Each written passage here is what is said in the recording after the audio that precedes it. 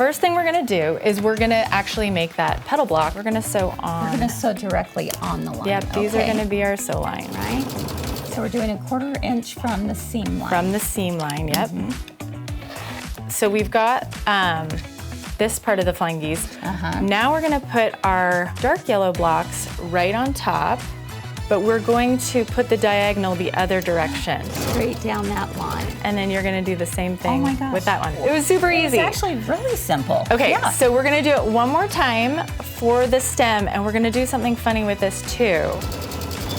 So if you take a look, you can see this is on one side and this is on the other side, and the line is going in that opposite direction. When we do another 1/4 inch, so the stem meets up and you have this nice little meet and you don't have a weird point there.